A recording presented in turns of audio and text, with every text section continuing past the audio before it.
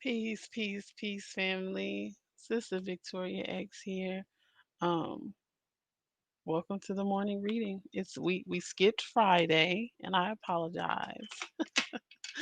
We did not do our reading on Friday, so I do, of course, want to apologize for that. Um, but we are at the start of a new week, and I did not want to continue that pattern of missing our morning read, right? And so we're going to go ahead and get into the morning reading. If you would like to get notified when I go live, go ahead and text Healthy Hue, all caps, no space, to 77948. My name is Sister Victoria X. I'm a work from home transition coach. I help women, specifically wives and moms, transition into working from home by helping them to set up systems and schedules within their home and business so that they can find balance and success in both. And so this weekend, of course, we have the free masterclass. Peace, Monique. Thank you for tuning in. Of course, we have the free masterclass this weekend, um, which is essentially helping you all to set up the foundation of your business. I give tips, I give tools, I give the psychology behind why you need some of the things that I share with you that you need. So if you are interested and would like to get registered for the masterclass that is happening this Saturday, at 12 p.m. Pacific Standard Time, then go ahead and click the link in my bio, and it will be the second button so that you can register. Allah gave me the number of six, so I'm doing a total of six free master classes. And I urge you to not miss a class just because it's free and there's two more, because every single week I add more information, and so sometimes what will happen is you miss the vibe, you miss that word of inspiration because you're trying to wait until a specific moment in time.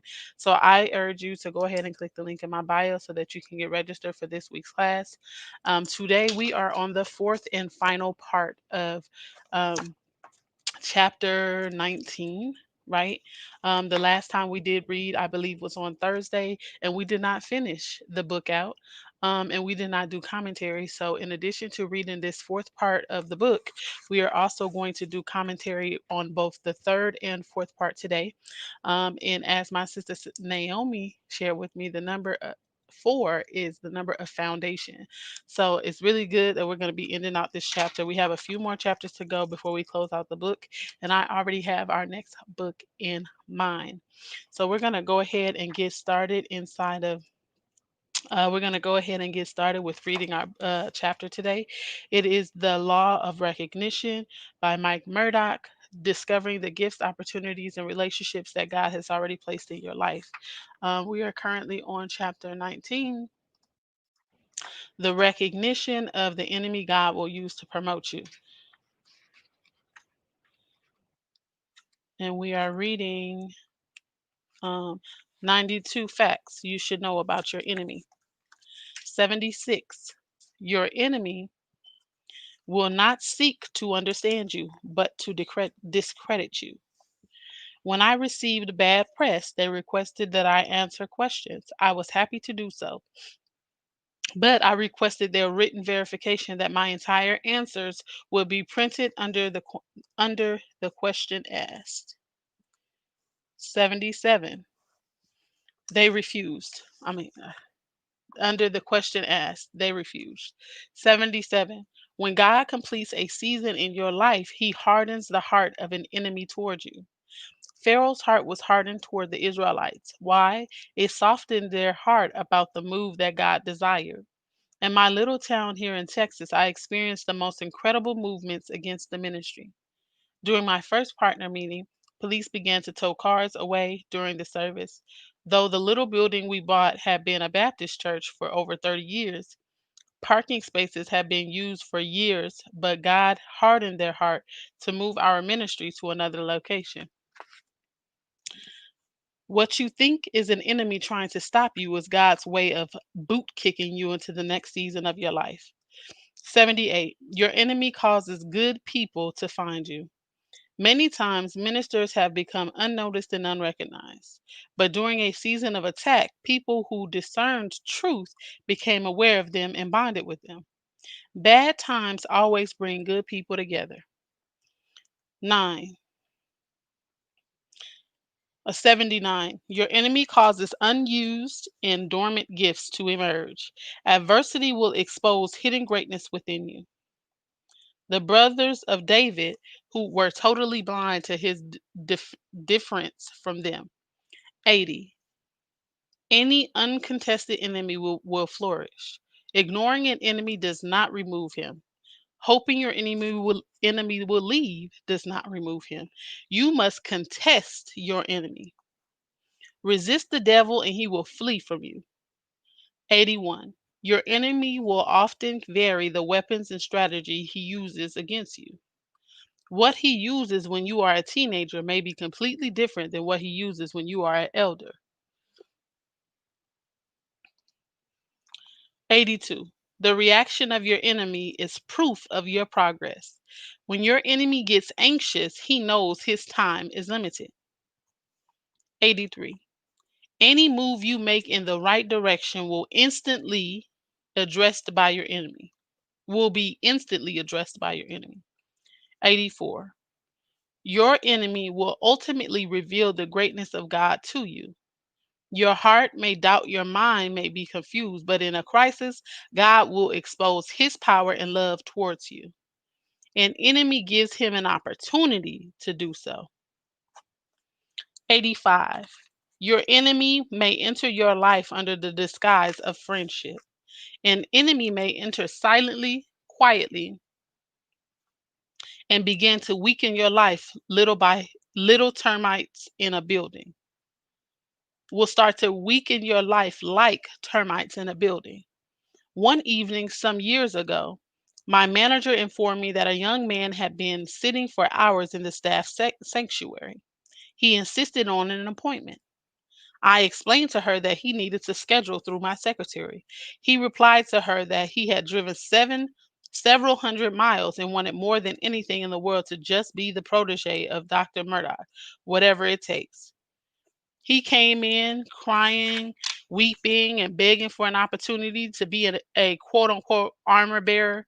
Within weeks, he had started a slander campaign against me on my own staff. It was shocking, but he had entered sweetly and quietly as a friend. 86. An enemy will often ignore protocol and the established chain of authority. Rebellion is at the heart of an enemy. He despises the order of God. I mentioned earlier about the young man who had wanted an appointment. He refused to accept the counsel of my manager to schedule with me the next day. I misread his aggressiveness. Aggressiveness is not always proof of desire. Aggressiveness is often rebellion to protocol. My manager informed him that I could not see him that day. He replied, I am determined to see him. Later, he cried to me, You are what I have wanted to be around my entire life. I want you to become my mentor. I will do anything to become your protege. Nobody has ever given me a chance. Just give me a chance. I believe in you. Within weeks, he sowed more discord and strife into my staff than anyone in the history of my ministry. He ignored the protocol. I ignored the signal. Your enemy, 87, your enemy must be exposed. When there is a liar in your circle, expose them. You owe that to those under your protection. That is why Peter exposed Ananias and Sapphira. See Acts 5 1 through 11. You are responsible for any person you destroy. You are also responsible for any person you permit to be destroyed. One young staff member affected by another disgruntled staff member became a completely emotional wreck. She eventually left our ministry. She had been so loyal, so sweet, and loving towards the things of God.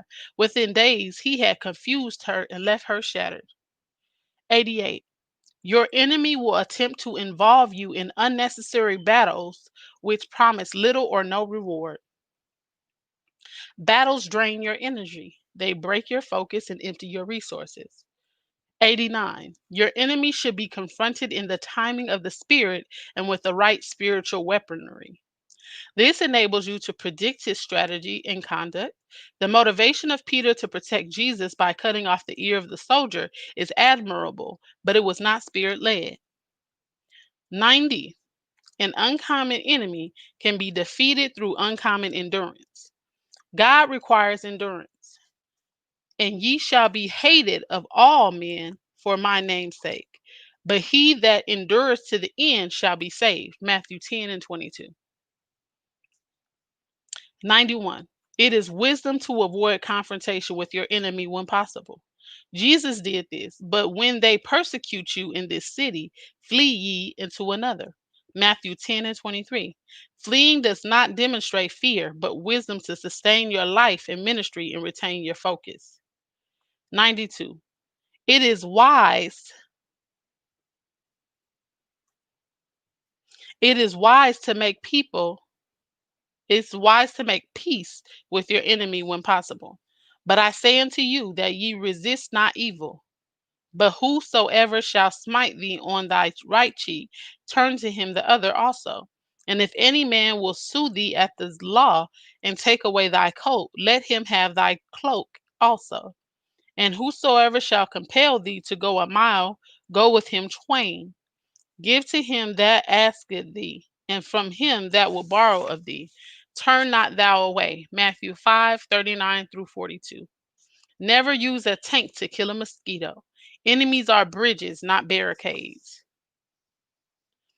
Recognition of the enemy God uses to promote you can prevent destruction, protect your life and those you love. And that is the conclusion, the final in conclusion of chapter 19, recognition of the enemy God will use to promote you. Inside of the book, The Law of Recognition by Mike Murdock, discovering the gifts, opportunities, and relationships that God has already placed in your life. Now we're about to go into the commentary portion. If you have found any value and you enjoyed this book thus far, please share this out, tag your friends in the comments.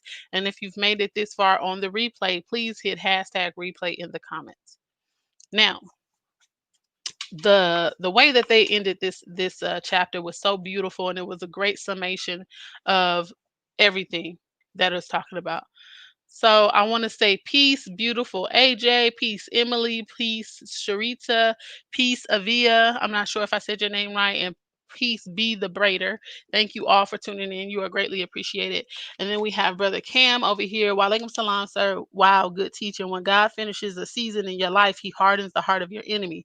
Yes. Sister, what book are you reading from? Yes, sir.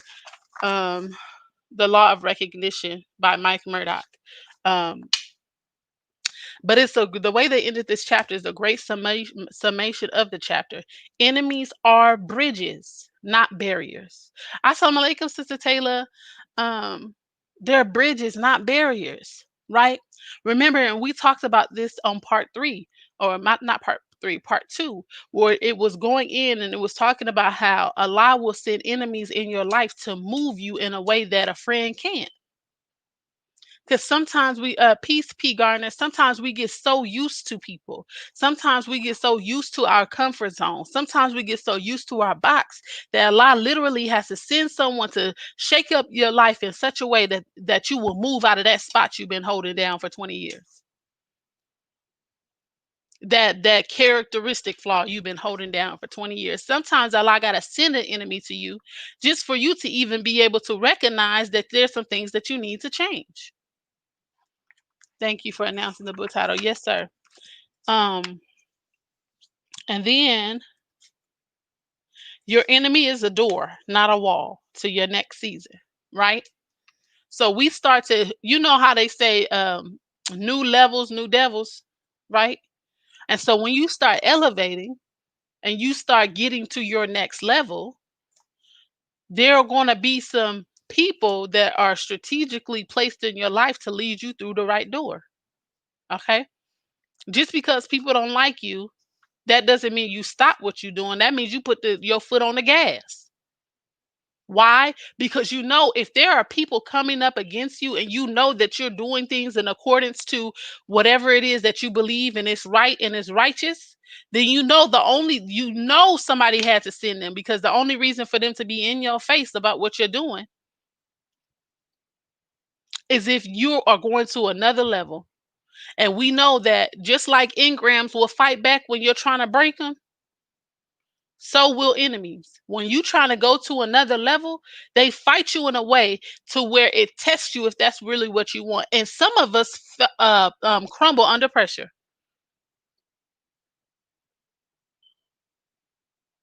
So don't get so concerned about having haters. You know what I mean? People, we be thinking about haters in the wrong context. Good teacher, sister. Walaikum salam. Yes, sir. Right? We talk about haters in the wrong context, right? Because we gas our head up with this idea that we have haters. You know what I mean? But if we look at them for what they are, which is an enemy, and enemy, you don't have to go against the enemy, right? You don't have to create this long, big stand against the enemy, but you do have to recognize them for who they are and treat the situation and the person accordingly. And then the book goes into and it starts talking about um your enemy forces any Judas in your life to reveal themselves. Even Judases are intimidated by you. They work undercover, they betray you behind your back, right? So we think that having enemies and having friends are is such a bad thing, but they gonna reveal some people in your circle that ain't supposed to be there that you already knew, right? And sometimes you just need somebody else to see it for you to be like, okay, that's true. Okay, I should probably let this person go. We look at the haters in the wrong way. Yes, ma'am. Walaikum salam, Sister Sona. Yes, this is talked about in closing the gap. Yes, ma'am. Yes, ma'am. Your enemy is your opportunity to reveal your difference from others. Your enemy is an opportunity to reveal what you truly believe, right? How you handle opposition is it reveals who you are. Walaikum salam, Sister Shantae, because it's easy to be, I don't want to say Bible thumping because I don't want to disrespect nobody. But it's easy to be of the cloth when you at the church. When you in the mosque, it's easy to be of the cloth. Okay. It's real easy, right? But who we truly are is revealed when we're not under those certain rules, when we're not around those certain people, right? So when it starts talking about it reveals what you truly believe, how do you act when someone get in your face acting out of order? What is your response? Do you respond or do you react? Right? And so a lot of the times the reason why we have such a big problem with enemies, such a big problem with having haters is because they bring something out of us that we've been trying to suppress and keep people from knowing about us. That ugly side that tends to rear its head when people come out of you out of pocket. Right? And you don't have to deal with that other ugly side as long as you're not having to deal with those kind of people. So it's easy for you to act as if it don't exist. But the truth of the matter is it got to be worked on. So that's the real truth about a hater. They're going to bring out that side of you that you've been trying to hide in your pocket for all this time. You know it's there, but you feel as if you don't have to work on it because it's not something that's current in your everyday life. Circumstances do not make a man, but reveal him. Yes. How you act when you under pressure is a revelation of who you truly are. Where do we assign a security guard? He is assigned where the treasure is located. When you discover your assignment, you will discover your enemy. Why? Because they trying to get what you finna get. They want to keep you from getting there, right? And so when we talk about when you discover your assignment, you think you're just gonna be able to lollygag and walk right on in it? That's not how that works. Satan is anticipating a miracle package arriving at your house. So if you know that somebody is coming to come against you, don't you send people to intercept to try to lessen the blow, right? You know how you see the little war movies, and you see that big ball of whatever they finna attack these people with over a wall, and they always send something at the ball to disperse the attack. That's the same thing with your gift. And we talking about the inner devil, because When we operating in our gift, it doesn't really give much room for our inner devil to flourish. Of course, there's external things too. So your future depends on the weakness of the person you trust. That's why it's important to not only be able to recognize the weakness in the people around you, but constantly be building on their weakness so that it can become, so that they're not as weak in that area, right? Because there will come a time where you might have to depend on them for something and you want them to be equipped just like you're going to be equipped.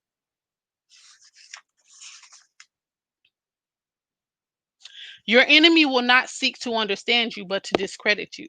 I was happy to do so, but I requested their written verification that my entire answer will be printed until the question asked. They refuse.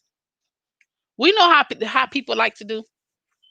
They like to take that one little sound bite that sound good, that's gonna get the clicks, that's gonna get the likes, and they like to make it apply to everything that the question encompassed when that wasn't it. You asked me three questions, right? And in my answering three questions, you took my answer to number three and paired it up with question number one.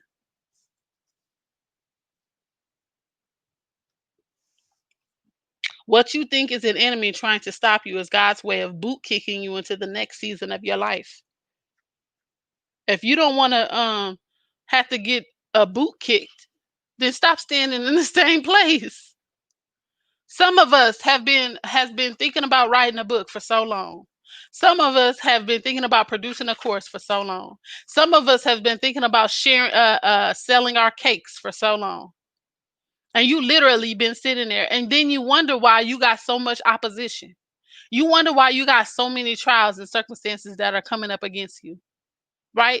Because Allah is literally sending things to move you. At this point, you're a statue, right? So sometimes it takes for you to go through a series of trials for the right one to hit for you to understand that okay, maybe I should move a little bit. Assalamu alaikum, Sister Khadijah. Assalamu alaikum. Different results. Oh, Sister Taylor done switched up on us. Sister, when you're done, can you please place the name and author of the book? Thank you in advance. And do you mind showing the cover? I'm enjoying the program. Yes, sir. The Law of Recognition by Mike Murdock. Discovering the gifts, opportunities, and relationships that God has already placed in your life. Right? And that's the one thing that I truly love about this book because you don't need nothing extra to apply these principles. You don't need nothing extra. Why? Because it's teaching you how to see what is already there properly from the right view, like Sister Naomi says. It's teaching you how to see what you already have for what it truly is and not what our messed up minds have made it to see. It's fixing our prescription, right? And so then it goes into um, talking about how your enemy causes unused and dormant gifts to emerge. Adversity will expose hidden greatness within you. Ain't nobody more resourceful than somebody that's getting prepared for battle. And in our preparation sometimes is where we find some tools, some gifts, and some talents that we ain't know we had. Our ability to create literally nothing, something out of nothing. So we can keep having this idea and this thought that, enemies, or I don't want to have enemies, I don't want to have haters, but they're going to challenge you in a way that's going to force you to bring out things that you never thought you had. And then it goes into it says any uncontested enemy will flourish. You must contest your enemy, resist the devil, and he will flee from you. Leaving the room is not going to stop it. Walking away and just letting it be what it is not going to fix the problem. You got to face it head on. And let me clear that word. Let's put some context on there. Contest. An event in which people could no, not contest, contest, engage in competition to attain a position of power, oppose as mistaken or wrong. So you gotta get them head forward. You gotta go head right there. Ain't no going around. Ain't no, taking a detour. You gotta take it head on. Because if you don't, that's just like those of us, aka me, that are passive aggressive. We don't like to, you know what I mean? We don't really like to address, negative things or stuff right ahead. Walaikum salam, queen. Right. Passive aggressive. We'll walk around mad for a little bit or whatever. You know what I mean? Literally trying to go around the issue, which allows the issue to flourish. Same thing in our relationships. When we don't talk about things, we give them permission to get bigger. So by the time it comes out, it's this big thing.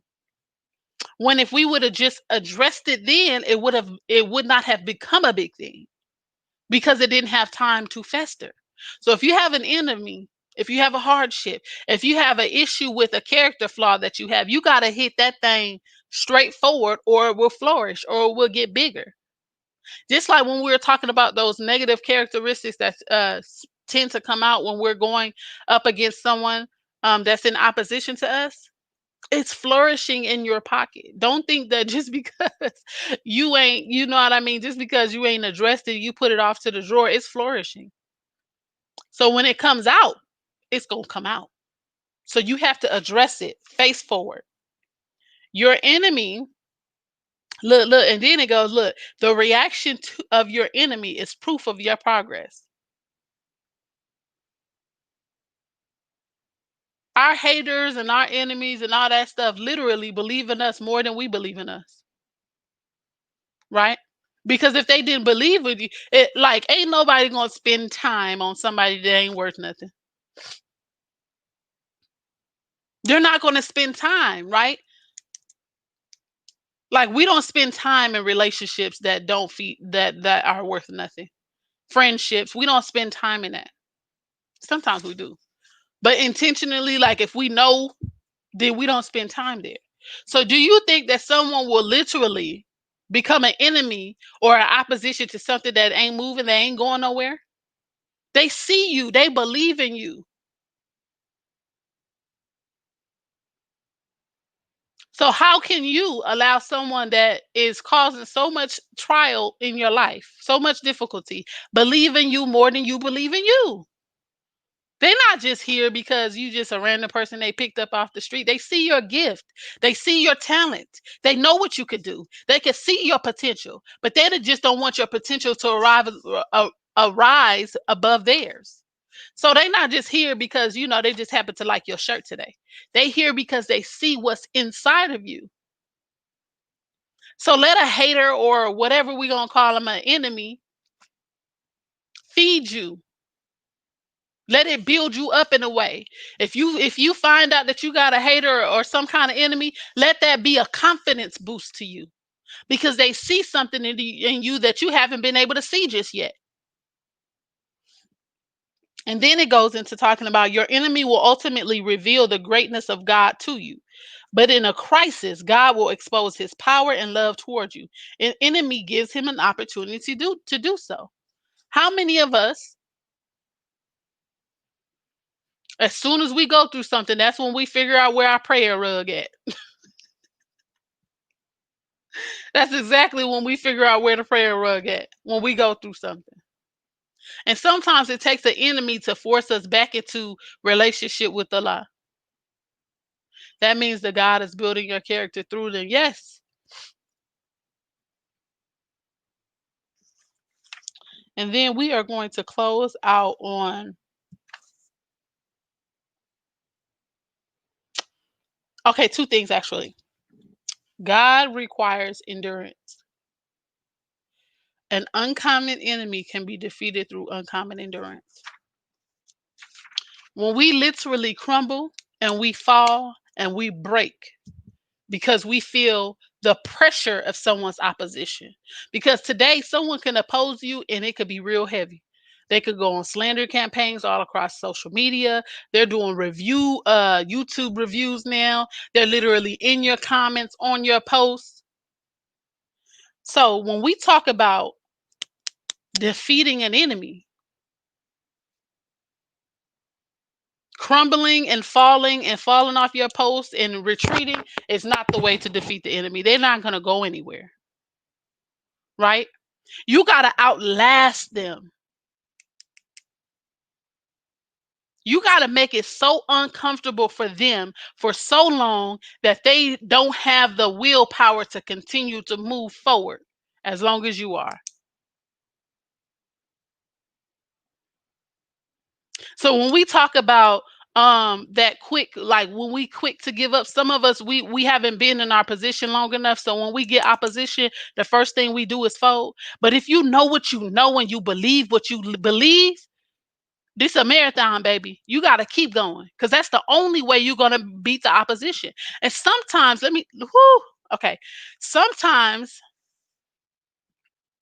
I need y'all to clench your chest. Okay. Sometimes your opposition is you. We be looking externally for people and things when our opposition is ourselves. That's why when we talk about endurance and we talk about building confidence, that's why consistency is so important. You got to build up the endurance to fight off the words of the slinking devil that's on your shoulder that's telling you that you can't do it. That's telling you this might not be your time. That's telling you maybe you need a little help. Maybe you got to do something that's against what you believe. So don't be so quick to believe that your enemy is external to you. That's why you have to be consistent. That's why you have to be diligent. That's why you have to surround yourself with people that's going to push you. You know what? Sister Nadia be getting on my nerves when she talking to me about what I'm eating. She get on my last nerve. But guess what? That's what I need. That's what I require. Because when nobody was checking me consistently, we saw where they ended. So sometimes you just have to be around the right people to learn how to hold yourself accountable because they're going to hold you accountable. And then every single time you doing something that's against what you believe, that's against what your goal is, their voice is going to pop up in your head, which is essentially your trained accountability voice. So we can continue. Hey, Shug, thank you for tuning in. Hey, Lisa, thank you for tuning in. So we can continue to believe this whole idea that I am my own person. I am not who I'm around. I am da da da da. But guess what? It is all of that. So stop lying to yourself and get around some better people. And the very last thing I wanted to do is to talk about is it says it is wisdom to avoid confrontation with your enemy when possible. So we're gonna clear that word just so that we're all on the same page. A confrontation, because remember we are supposed to contest, take them head on. But a confrontation is a hostile or argumentative meeting or situation between opposing parties. So we must contest. We must address the issue head on. We must be very direct in our approach when we're dealing with enemies and haters or whatever name we're going to put on them, right? But it don't have to be confrontational. The loudest voice does not win. The biggest reaction is not the successful one. So it is wise that when we feel like someone's stepping out of pocket with us, right? That we think through all of the scenarios and we make a decision to act accordingly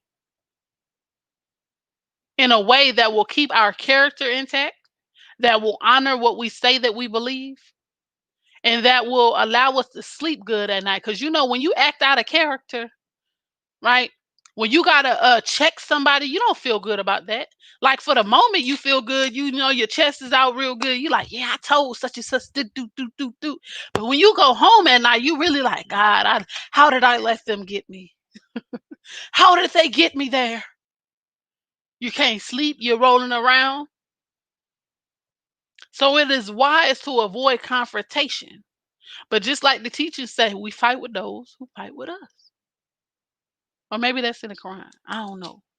But I know that we fight with those who fight with us. So we avoid the fight if we can.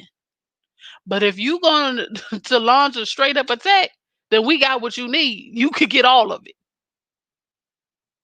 But it is wise to avoid confrontation. So that is the conclusion. I want y'all to tag some people. I want you to share this out. If you'd like to get notified when I go live, text Healthy Hue, all caps, no spaces, 77948. That is the conclusion of chapter 19, recognition of the enemy that God will use to promote you. Inside of the book, The Law of Recognition, discovering the gifts, opportunities, and relationships that God has already placed in your life. I'm going to create a post for this, but last week, Sister Naomi invited the most people to the masterclass, so she gets a free ticket to this week's Canva class. I'm gonna make a really nice post for that. But since you're in here this morning, sis, don't worry about trying to get a ticket to the master class because the people that you invited held you down. They let me know that you invited them, and you invited the most people. So Sister Naomi will be getting a free ticket to the master class. So if anybody, the master class is free. On Saturday at 12 p.m. Pacific Standard Time. And it's basically going to be a walkthrough of everything that you need to set the foundation when transitioning into working from home. That's physical tools and mental tools that's going to help you make the transition and stay on your transition and set up that foundation. Because we all know that the foundation, number 4, like part 4 we're on today, is essential. Right? We say that, oh, my business is not big yet, or my business is not doing this yet. But the fact of the matter is, one, you got to treat people how to treat your business, whether you on the ground or you done already built your building. Number 2, when you are a wife and you are a mom, there are certain systems and tools that you need to set up and put in place so that you can be successful. We can't move and operate like everybody else. So in order to operate with balance and with success in home and business, that's the part that people leave out. They want to tell you how to build your business as a mom, but part of that is the home. So we're going to get into some things that's going to allow you to be successful in setting your foundation for building from home. So go ahead and click the link in my bio or go to sistervictoriax.com. It's going to be the second button for you to register for Saturday's masterclass. So I appreciate you all. I love you all. Share this out, tag your friends, and I will. It's Saturday. The master class is on Saturday, the Canva master class. Okay. We have 2 master class this week. Thank you for asking that question, P. Garner. The transition into working from home master class is on Saturday. The Canva masterclass is on Friday. Y'all been begging me about this. Y'all been on me about this Canva class for 3 weeks. And I kept saying, I ain't no Canva Pro. I ain't no Canva Pro. But apparently, I know a little bit of something about Canva that'll help people that are beginners and not so beginners. So there's 2 master classes. The master class to transitioning to working from home is on Saturday, and the Canva master class is on Friday. So if you need to learn how to use Canva, then go ahead and get in the masterclass for Friday. We're actually going to be doing a live walkthrough. And I have this on my mind, right? Right. Oh, this is going to be so dope because I just love helping you all. And I love doing things that allow people to believe in themselves a little bit more. But during the Canva masterclass, we are actually going to do a walkthrough and create a live lead magnet for one of the people that come. This is going to be a live demonstration. We're going to walk through it, and I'm going to actually create the lead magnet on Canva on camera while we're recording the class. So if that's something that you're interested in, then go ahead and sign up for the Canva masterclass and register for the free class on Saturday, so that you can see why Canva is important. So I will see you all later. Peace.